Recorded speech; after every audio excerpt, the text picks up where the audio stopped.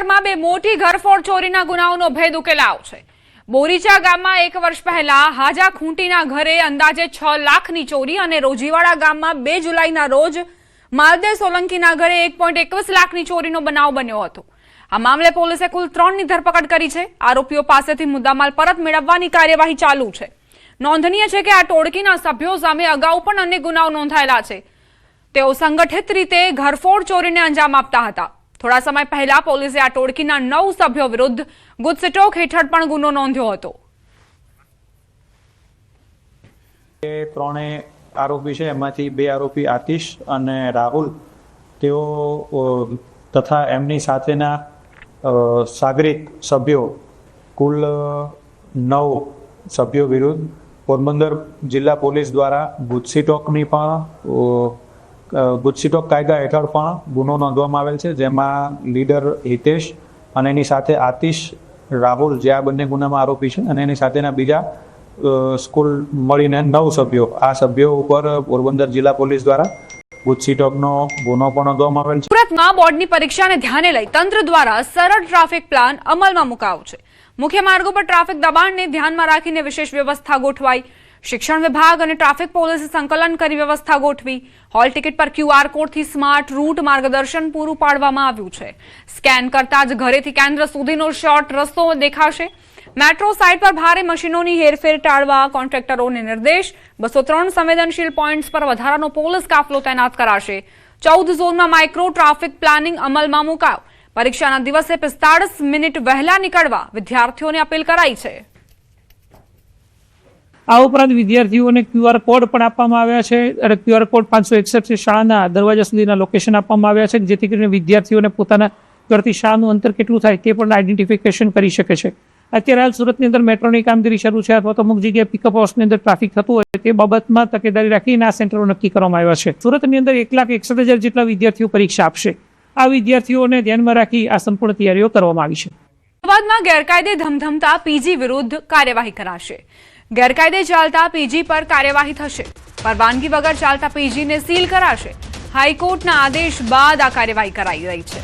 છેલ્લા 1 સપ્તાહથી બિન અધિકૃત પરવાનગી વગર ચાલતા પીજી પર કાર્યવાહી એએમસી એસ્ટેટ વિભાગ દ્વારા ચાલી રહી છે। આ કાર્યવાહી ગતરોજ સરકારી આવાસમાં પીજી ચાલતા મહાનગરપાલિકાએ સીલ માર્યું હતું।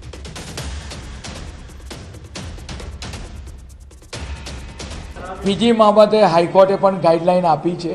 હાઈકોર્ટની ગાઈડલાઈનના આધારે આપણે વાત કરીએ કે દરેક ઝોનની અંદર એની કાર્યવાહી થઈ રહી છે। સુરતના કામરેજમાં 1450 કરોડ રૂપિયાના ખર્ચે 30.55 હેક્ટરમાં 3 અત્યાધુનિક સુપર સ્પેશિયાલિટી હોસ્પિટલો નિર્માણ પામશે। બજેટમાં હોસ્પિટલ માટે ₹250 કરોડની પ્રારંભિક જોગવાઈ કરાઈ છે। આરોગ્ય મંત્રી પ્રફુલ પાનસેરિયાએ ખુશી વ્યક્ત કરતા કહ્યું, આ સુપર સ્પેશિયાલિટી હોસ્પિટલો દક્ષિણ ગુજરાતનું સૌથી મોટું મેડિકલ હબ બની રહેશે અને સુરતને દેશના મેડિકલ ટુરિઝમ મેપ પર મજબૂત સ્થાન અપાવશે। કામરેજની અંદર અંદાજે આશરે 75 એકર यानी कि 150 વીઘામાં આ સંકુલ સાકાર થશે। રાષ્ટ્રીય અધ્યક્ષ ગુજરાત પ્રવાસે। રાષ્ટ્રીય અધ્યક્ષ નીતિન નબીન ગુજરાતમાં એરપોર્ટ પર ભવ્ય સ્વાગત સભાનું આયોજન કરાયું હતું। પોતાના સંબોધનમાં નીતિન નબીને જણાવ્યું કે આજે આ ગુજરાતના પવિત્ર ધરતી પર આવવાનો મોકો મળ્યો। આ ધરતીને નમન કરું છું। ગુજરાતની ધરતીના લાલ જે રીતના દેશની સેવા કરે છે તે ધરતીને પ્રણામ કરું છું।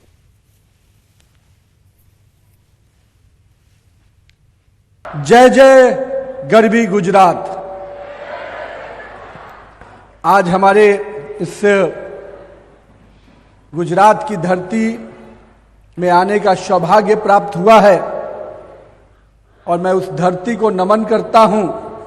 गुजरात अध्यक्ष के रूप में मेरी पहली प्रवास है, लेकिन जिस भाव से और जिस अपनापन से गुजरात पूरे देश को नेतृत्व दे रहा है और गुजरात की धरती के लाल आज पूरे देश और विश्व को नेतृत्व दे रहे हैं, मैं उस धरती को नमन करता हूं। 10,000ની લાંચ સ્વીકારવી બેનને ભારે પડી। રેવન્યુ તલાટી અને વચેટીઓ એસીબીની ઝપેટમાં। જમીનમાં વારસાઈ નામંજૂર નોંધ અંગે લાંચ માંગી હતી। એસીબીએ આનંદ ગ્રામ્ય મામલતદાર કચેરીમાં રેવન્યુ તલાટી તરીકે ફરજ બજાવતા ગૌરવ રાજપૂત અને વચેટિયા બાજરુદ્દીન મલેકની અટકાયત કરી. એસીબી દ્વારા સમગ્ર પ્રકરણમાં બંને સામેની કાયદેસરની કાર્યવાહી હાથ ધરાઈ. એસીબીની કાર્યવાહીથી લાંજિયા બાબુઓમાં ફફડાટ ફેલાયો છે. વિધાનસભામાં લગ્ન નોંધણી માટે નવા કડક નિયમો બનાવવામાં આવ્યા છે. આ અંગે હર્ષ સંઘવીએ માહિતી આપી જણાવ્યું કે લગ્ન નોંધણી વખતે દીકરીના માતા પિતાને જાણ કરાશે તથા દસ્તાવેજોની ચકાસણીની પ્રક્રિયા પણ કડક બનાવાઈ છે. આ માટે ખાસ પોર્ટલ પણ બનાવવામાં આવશે. નવા નિયમો લાગુ થયા બાદ શું બદલાશે અને કેવી રીતે આખી પ્રોસેસ થશે તે અંગે નાયબ મુખ્યમંત્રી હર્ષ સંઘવીએ માહિતી આપી. કોઈ સલીમ સુરેશ બનીને મારા રાજ્યની દીકરીઓને, ભોલી ભાલી દીકરીઓનું જીવન બરબાદ કરવાની કોશિશ કરશે તો એક લોકોને શોધીને એનો હિસાબ કરવામાં આવશે. પાટીદાર અગ્રણી જયરામ બાપાની ટકોર બાદ ગીતા પટેલે પ્રતિક્રિયા આપી. કહ્યું કે સમાજના મંચ પરથી થોડું બોલવામાં ભાન રાખવું જોઈએ. સ્ત્રીઓ શણગાર પતિના બજેટમાં જ કરે છે. સમાજના મંચો પરથી ભાષણબાજી કરી છૂટી જવું એવી આગેવાની કરવાની કોઈ જરૂર નથી.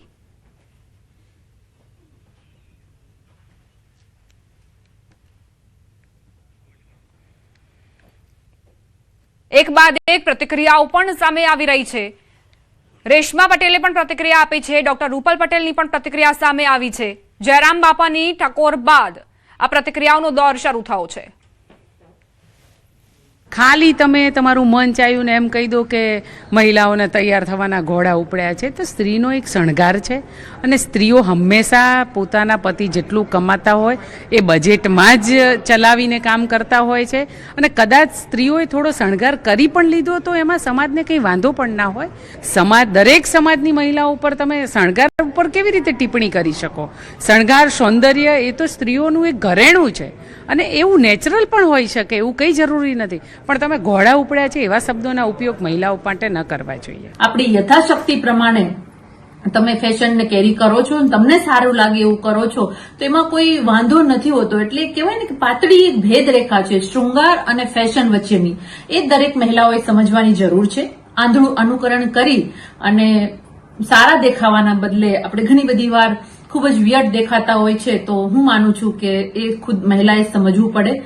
જો મેકઅપની અંદર મધ્યમ વર્ગની જે દીકરીઓ છે એ ટુ મચ એક્સપેન્સ કરતી નથી, પરંતુ હા જે અપર કાસ્ટની જે દીકરીઓ છે એ આમાં વધારે પડતો એક્સપેન્સ કરતી હોય છે. એટલે મારું એમને એ જ કહેવું છે કે તમે ઇનર બ્યુટી ઉપર ધ્યાન રાખો. બહારની સુંદરતાની જરૂર નથી. ઓટોમેટિક તમે સુંદર દેખાવાના છો. તમારી મેનર, તમારી એટિકેટ, તમારી બોલ્ડનેસ, તમારો કોન્ફિડન્સ એ તમારી સુંદરતામાં વધારો કરવાનો જ છે. લગ્ન નોંધણીમાં ફેરફાર મુદ્દે સાંસદ ગેનીબેન ઠાકોરે નિવેદન આપ્યું. તેમણે કહ્યું કે સરકાર એવો સુધારો લાવવા જઈ રહી છે જે વર્તમાન સમયની માંગ છે. ક્રિમિનલ લોકો દીકરીઓને ખોટી રીતે ફસાવી પ્રેમ લગ્ન કરતા હોય છે, જેનું પરિણામ ખરાબ આવે છે.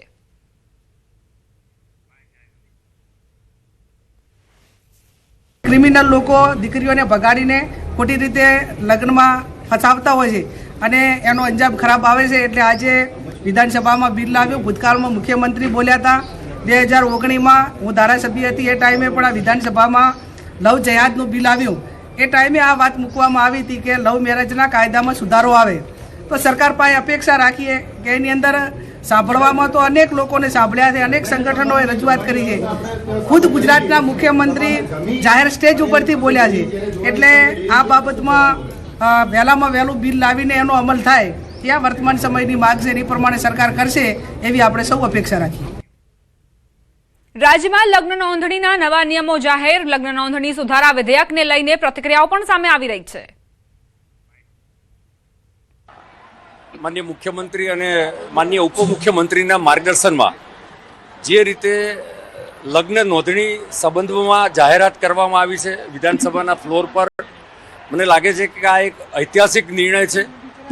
જુદા જુદા વિવિધ સમાજોના પ્રતિનિધિ, અનેક મા બાપોની લાગણી, સંવેદના આ વિષય સાથે જોડાયેલી હતી. બહુ જરૂરિયાત છે આ દૂષણને ડામવા માટે. આ દીકરીઓને ફસાવાનું જે ષડયંત્ર ચાલે છે એ ષડયંત્ર ઉપર કાબુ ત્યારે જ આવે કે આ કાયદાની અંદર જોગવાઈ થાય તો જ. મારું એક જ સૂચન છે કે આ કાયદો બને છે એમાં માતા પિતાની સહી ફરજિયાત એમાં જોગવાઈ કરવામાં આવે નહીં. નોંધણી સમયે જ હોવું જોઈએ. ત્યારે જ નોંધણી થઈ શકે, માતા પિતાની એમાં સંમતિ હોય ત્યારે જ આ નોંધણી થઈ શકે, એ પ્રકારનો કાયદો બનાવવામાં અમારું મંતવ્ય છે. છોટાઉદેપુરમાં ફરી એકવાર વિકાસની વરવી વાસ્તવિકતા સામે આવી. નસવાડીમાં ઓપરેશન બાદ મહિલાને ગામ સુધી છોડવા એમ્બ્યુલન્સ ન પહોંચી. કુંડા ગામના નોલિયાબારી ફળિયામાં પાકો રસ્તો ન હોવાથી મહિલાને ખાનગી વાહનમાં લઈ જવી પડી. સરકારે રસ્તા માટે 11 કરોડ રૂપિયા મંજૂર થયા હોવા છતાં ટેન્ડર પ્રક્રિયામાં કામગીરી અટકી. અગાઉ આ જ રસ્તાના કારણે એક પ્રસૂતાએ પોતાનું બાળક ગુમાવ્યું હતું. છતાં તંત્ર ઘોર નિંદ્રામાં છે. વારંવારની રજૂઆતો છતાં પાકા રસ્તા ન બનતા સ્થાનિકોમાં ભારે આક્રોશ જોવા મળી રહ્યો છે. નડિયાબાર ફળિયાના જે રસ્તા મંજૂર કરેલા છે તે એનું ટેન્ડર ફટાફટ બહાર પાડે અને અમારા રોડ રસ્તાની કામગીરી ફટાફટ ચાલુ કરે. આવીને આવી કેટલીક ઘટનાઓ અમારી સાથે બનતી રહી છે. કેટલાક બાળકોના રસ્તામાં મૃત્યુ થઈ રહ્યા છે. ક્યાં સુધી અમારા લોકોના જીવ જતા રહેશે? તો સરકારને અમારે એટલી જ વિનંતી કે અમારા રોડ રસ્તા ફટાફટ ચાલુ કરવામાં આવે. સંવાદદાતા સહેજબ જોડાઈ ગયા છે વધુ જાણકારી સાથે. સહેજબ, આ મહિલાને એમ્બ્યુલન્સ પોતાના ઘર સુધી ન લઈ જઈ શકી, શું કારણ છે? આટલા આઝાદીના વર્ષો બાદ પણ આ લોકો રસ્તો ઝંખી રહ્યા છે.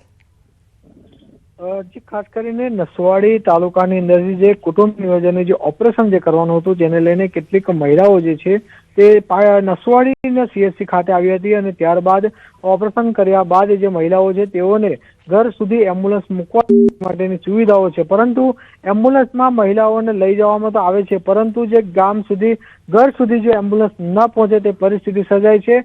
આ વાત જે છે તે નસવાડી તાલુકાના કુંડા ગામની, તે કુંડા ગામની જે નોલિયાબારી જે ફળિયું છે કે ફળિયાની અંદર કાચો રસ્તો છે કે જ્યાં ગાડી ન પહોંચે, ઘર સુધી ગાડી ન જાય એવી પરિસ્થિતિ છે. એટલે જેને લઈને જે એમ્બ્યુલન્સ જે છે તે બહાર પાકા રસ્તા સુધી આવી હતી. ત્યારબાદ ખાનગી વાહનમાં જે ઓપરેશન થયેલી મહિલાઓ જે છે તેઓને લઈ જવામાં આવી હતી. ત્યારબાદ પણ જે નલિયાબારી જે ફર્યું છે કે ત્યાં પણ આજે મોટી ગાડી ન પહોંચે તેવા રસ્તા છે, તેના કારણે ત્યાંથી તેઓને ચાલતી લઈ જવી પડી હતી. એટલે આઝાદીના આટલા વર્ષો વીતી ગયા છતાં પણ સરકાર તરફથી કરોડો રૂપિયા જે ખર્ચ કરતા હોય ત્યારે અંતરિયાળમાં આવેલા જે આ રસ્તાઓ જે છે પાકા બનાવવામાં આવે તેવી વિસ્તારના લોકો તો માંગ કરે છે. સાથે સાથે આ એ જ રસ્તો છે કે જે રસ્તા ઉપર એક મહિલા જે છે તેને પ્રસૂતાની પીડા ઉભી હતી, ત્યારે એક બાળકને ત્યાં આ જ રસ્તા પરથી ગુમાવ્યો હતો. ત્યારે સુઓ મોટો દાખલ પણ થયો હતો, પરંતુ આજે કેટલીક મહિલાઓ જે છે તેઓને ચાલતું જવું પડ્યું, જે શરમજનક બાબત કહેવાય. એટલે ચોક્કસથી અધિકારીઓ આ રસ્તાની મુલાકાત લે, નેતાઓ પણ આ વિસ્તારની મુલાકાત લે અને આજે પાકો રસ્તો બને તેવી વિસ્તારના લોકો જે માંગ કરી રહ્યા છે. જી સહેજબ, હમણાં કોઈ અધિકારીને શ્રેય લેવો હશે કોઈ નાની એવી વસ્તુમાં કામગીરીનો, તો તરત જ પડાપડી કરવા લાગશે બધા અધિકારીઓ કે હું આનો શ્રેય લઈ જઈશ. પરંતુ જ્યારે જમીન પર આવા નાગરિકો પરેશાની વેઠવી રહ્યા હોય ત્યારે માત્ર ને માત્ર એવી જ વાતો કરવામાં આવતી હોય છે કે ટેન્ડર બહાર પાડવામાં આવ્યું છે, કોન્ટ્રાક્ટર નથી મળી રહ્યા. તો આ પ્રકારની ઉદાસીનતા કેમ દાખવવામાં આવે છે? ખરેખર આજે અધિકારીઓ જે છે તે એસી ચેમ્બરમાંથી બહાર નીકળે અને આજે આદિવાસી વિસ્તારની મુલાકાત લે ત્યારે જ તેઓને ખબર પડે. કારણ કે આજે કોઈક સિદ્ધિ મેળવવી હોય ત્યારે અનેક મેળાઓ કરવામાં આવે છે, કરોડો રૂપિયાના ખર્ચા કરવામાં આવે છે, પરંતુ આજે આદિવાસી વિસ્તારની અંદર જે પાકા રસ્તાઓ નથી, જેના કારણે કેટલાક લોકો જે છે તે મુશ્કેલી વેઠી રહ્યા છે. એટલે ચોક્કસથી જ આ અધિકારીઓ જે છે તેઓએ ત્યાં પહોંચવું જોઈએ અને આજે કેટલાક લોકોને જે મુશ્કેલીનો સામનો કરવો પડતો હોય છે, આ તો ઓપરેશન વાળી મહિલાઓ જે છે તેઓને ચાલતું જવું પડતું હોય છે, ત્યારે તે વિસ્તારના લોકોને પીવાના પાણી માટે પણ ખીણમાં ઉતરવું પડતું હોય છે. એટલે આ વિસ્તારની વરી વાસ્તવિકતા એ છે કે ત્યાં કોઈ પણ જાતની સુવિધાઓ નથી. એટલે ત્યાં સુવિધાઓ કરવામાં આવે અને અધિકારીઓ જે છે તે ગ્રાઉન્ડ ઝીરો પર પહોંચે. આજે જ્યાં સુધી પાકા રસ્તા હોય ત્યાં સુધી અધિકારી તો પહોંચે છે, પરંતુ જ્યાં કાચા રસ્તા છે કે જ્યાં તેઓની ગાડી પહોંચતી નથી. જી આભાર સહેજબ જાણકારી આપવા માટે. ભરૂચમાં નશાનો કાળો કારોબાર જે સામે કાર્યવાહી થઈ છે. અંકલેશ્વરમાંથી ગાંજા સાથે મહિલા ઝડપાઈ. અંકલેશ્વરના ઓમનગરમાંથી 10 લાખથી વધુની કિંમતનો ગાંજો જપ્ત કરાયો. રહેણાંક મકાનમાં ગાંજાનું વેચાણ કરાતું હતું. પોલીસે દરોડા પાડી 20 કિલો પ્રતિબંધિત ગાંજો કબજે કર્યો. મકાનમાં નાની પડીકીઓ બનાવી વેચાણ કરાતું હતું. જથ્થો બિહારના મિથુન મંડલ દ્વારા સપ્લાય કરવામાં આવતો હોવાનો ખુલાસો. મુખ્ય સપ્લાયર મિથુન મંડલ હાલ ફરાર. પોલીસે તેને પકડવા ચક્રો ગતિમાન કર્યા છે. પોલીસે સમગ્ર નેટવર્કનો પર્દાફાશ કરવા વધુ તપાસ હાથ ધરી છે.